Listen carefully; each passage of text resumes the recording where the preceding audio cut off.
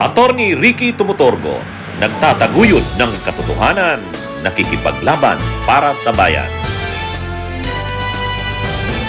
Hindi maganda na magka-people power na naman. Kaya lang, bakit magre-resort ang tao sa people power? Bakit magre-resort ang tao sa people power? Kasi kapag yung inaasahan nila sa senator judges na dapat gawin ay hindi nila ginawa, ay ang paraan lang ng tao niyan, balik na naman sa kalsada. People power na naman yan. O, yan mga kabunyog. Ang problema kasi sa impeachment court na ito, tambak ang ebidensya pero posibleng itong mga pro-Sara na senador ng minorya ay boboto pa rin sa acquittal. Yan ang mabigat na posibleng mangyari dyan. Kumbaga, sa totoo lang, yung mga senador ng minorya parang wala namang interest na dyan sa trial na yan. Kaya lang bakit nandyan pa rin sila? Ay kasi papahiya sila pag hindi man lang sila nagpakita dyan. Pero ang totoo na, ayaw na nilang umattend dyan. Ayaw na nilang umattend dyan. Di ba? Sino yan? Si Cayetano nga, nakailang araw ng absent. Si Loren Ligarda nga. Wala na, hindi mo rin makita na. Di ba? Sila Padilla nga. Hindi na nga nahiya si Padilla na mag-post na ano yung pinost ni Padilla. Wala sila dun sa plenaryo. Wala. Nandun sila sa opisina ni Mark Villar. Sa totoo lang, sabi nga ni Panelo, di ba? In-interview si Panelo. Ay, ang mga senador, wala namang interest na yan. Ang tinutukoy niya doon na senador, yung minorya. Kasi hindi naman nila kayang i-counter yung mga ebidensya. Hindi naman nila kayang i-counter ang testigo. Katulad nun kay Gina Acosta, paano nila i-counter yun? Kaya lang, ang gagawin kasi ng minoryang ito, ng mga senador ng minorya, kahit tambak ang ebidensya, posible itong mga senador na ito ng minorya, yan, yung nakikita nyo, buboto yan, acquittal pa rin. Acquittal pa rin. Yan ang masaklap na posibleng mangyari. Kahit nakakulong na sila Jingo Estrada, nakakulong na si Marcoleta, pero yung mga, kasi ang i-insist talaga nila dyan, ang kailangang makuhang boto para makonvict si Sara, 16. Ang problema, paano pag hindi nakuha ang 16? Bakit hindi makukuha yung 16? Kasi hindi boboto itong mga minorya kahit may ebidensya. Mga kabunyog. So, ito na yung saklap na na nakikita sana natin yung ginagawa ng prosecution, grabe rin yung sakripisyo, yung hirap na ginagawa nila, ang tiyaga talaga nilang mag-present ng mga ebidensya. Yung sinasabi noon ng kampo ni Sara, wala namang ebidensya. Fishing expedition naman yung ginagawa nyo. Hindi. Kitang-kita naman natin, tambak yung ebidensya. Kaya lang, sa kabila ng ginagawa ng prosecution, sa kabila ng husay ng prosecution, at talagang nai-establish nila ang kanilang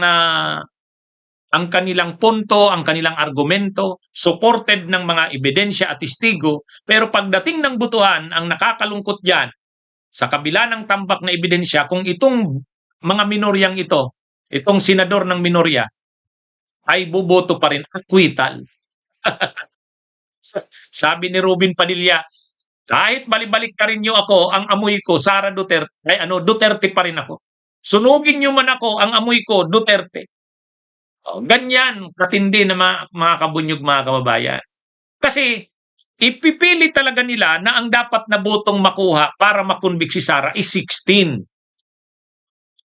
Kahit nakakulong na sila Marcoleta at sila Jinggoy, ipipilit nila ang boto daw na kailangan 16.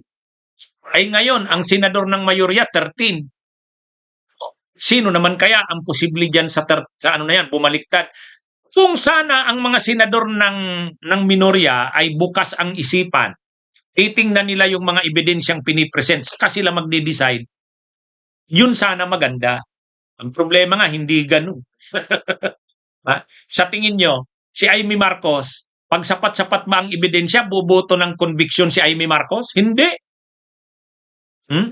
Hindi yan. Si Amy Marcos, kapag sapat-sapat ng ebidensya, boboto ba yan ng conviction? Ha?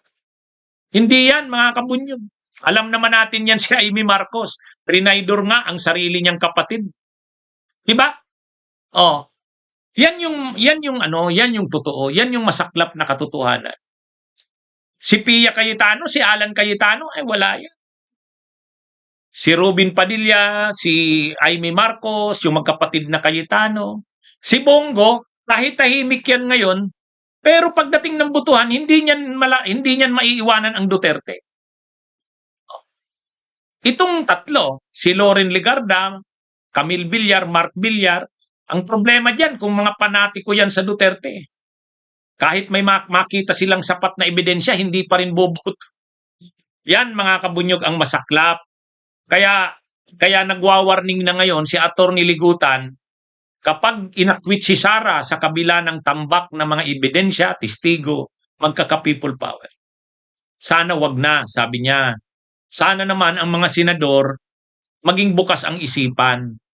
Tingnan talaga, i-evaluate talaga yung Kaya lang hindi nga. Yan ang problema ng mga nabutuhang senador ng bansa. Yan ang problema ng nabutuhang senador ng bansa, mga kabunyog, mga kababayan. Kaya masaklap. Pero ang ginagawa naman ng prosecution, ano't anuman, sige lang. Ang ginagawa naman ng prosecution, pinaghuhusay pa rin nila. Ginagawa nila yung kanilang trabaho. Para kahit papano, maipakita talaga na sapat-sapat ang ebidensya. Yun ang ginagawa ng prosecution. Kaya lang ang depensa, wala. Parang ang pinanlalaban nga lang mga bata, ibig sabihin hindi seryoso. Si Sara Duterte halos binabaliwala lang. Anong ibig sabihin niyan? Nakakasiguro na sila para sa tingin nila, hindi makukuha yung 16. Hindi makukuha yan. Huwag na tayong maghirap. Basta tayo mananalo dyan sa bandang huli. Parang katulad kay Erap. Di ba nung kay Erap, ang galing ng mga argumento na dapat buksan yung envelope. Ang problema, nung nagbutuhan, yung mga senador kakampi ni Erap. Anong nangyari? Nagalit ang taong bayan. Nag-walk out yung mga prosecutors. Pag-walk out ng prosecutor, sinabayan ng tao. Bumuhos na ang tao ngayon sa EDSA. Noon na sa EDSA. Yan yun. So yan ang sinasabi ni Attorney Ligutan na posible uling mangyari. Okay? Pero sana wag dumating sa ganoon. Hindi na sana natin kailangan ng another EDSA . Ang kailangan lang sa mga senador, maging totoo naman sila bilang senator judges. Tingnan naman nila yung mga ebidensya at testigo. Yun naman sana . Mga kabunyog, mga kababayan. Okay. Magandang araw sa inyong lahat. Mabuhay po tayo. Bunyog, bunyog, halikan na kasama ka. Bunyog, kapag buklod ay may pag-asa. Luzon, Visayas, Mindanao, isa ang pananaw. Sa bagong Pilipinas ang bunyog isisigaw. Bunyog.